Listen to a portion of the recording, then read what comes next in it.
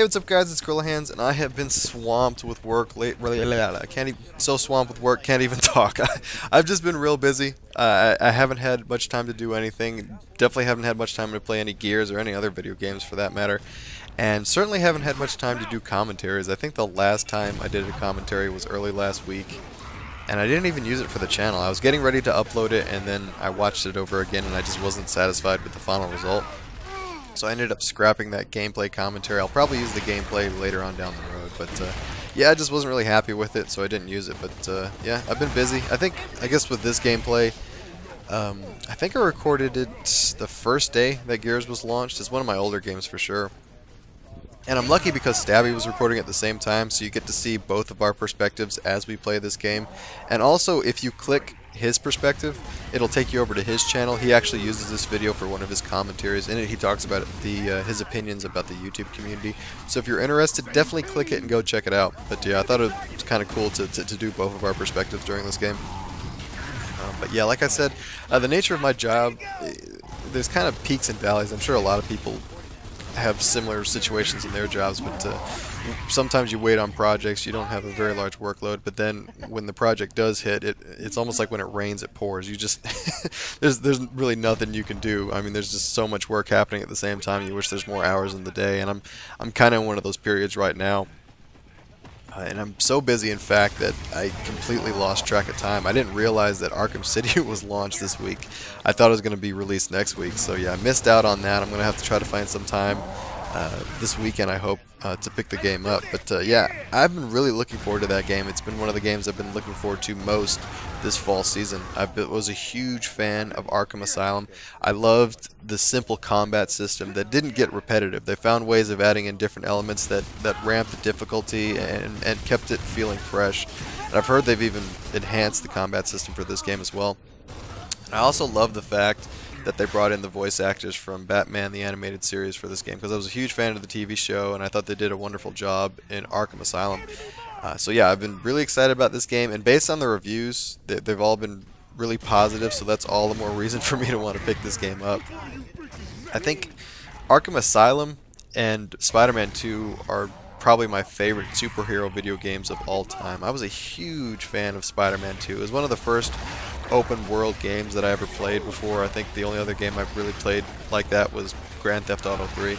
They did an amazing job with Spider-Man 2. There was so much content packed into that game. The story wasn't amazing, but just like the gameplay mechanics and just the amount of variety in it, it kept me playing it for quite some time. And it sucks because you would think that kind of formula would work well and they could continue to build upon it, but they haven't made a really good Spider-Man game in a while. I think the last game that came out was like Spider-Man Edge of Time or Shattered Dimensions. I don't even know the name of the game. But it got mediocre reviews, and that's kind of been the trend for Spider-Man for the last, I don't know, like 6-7 years. I'm hoping they can change the trend and start making some good games, at least using Spider-Man in it. But excuse me, we'll have to wait and see.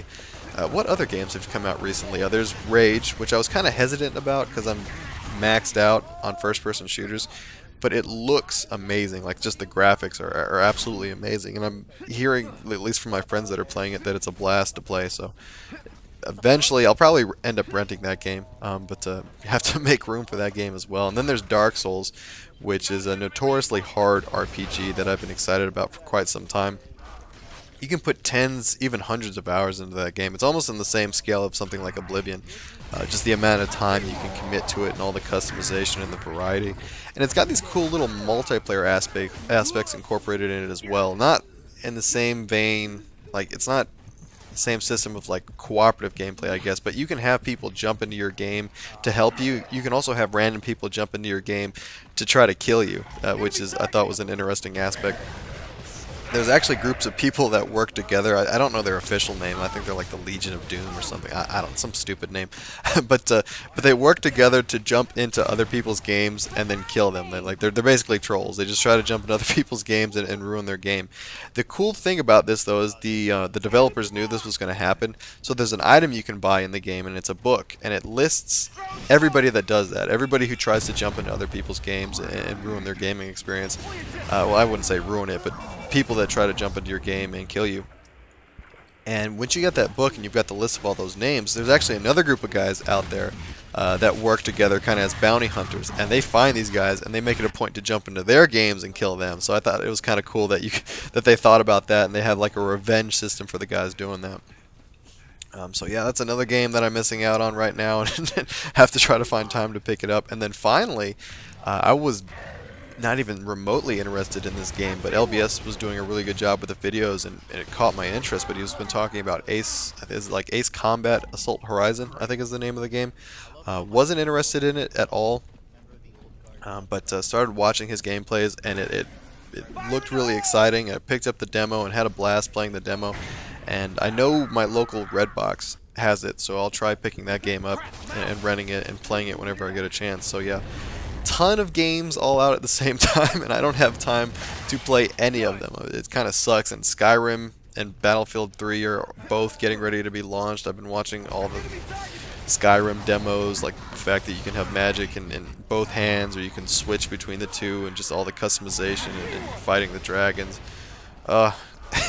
It's just so much cool stuff coming out at the same time. And then there's still Gears. I'm still loving the hell out of Gears, and just haven't had much time to play it. I'm hoping I'll be able to do commentaries and play more games in the future, but the next couple weeks I'm probably going to be pretty busy.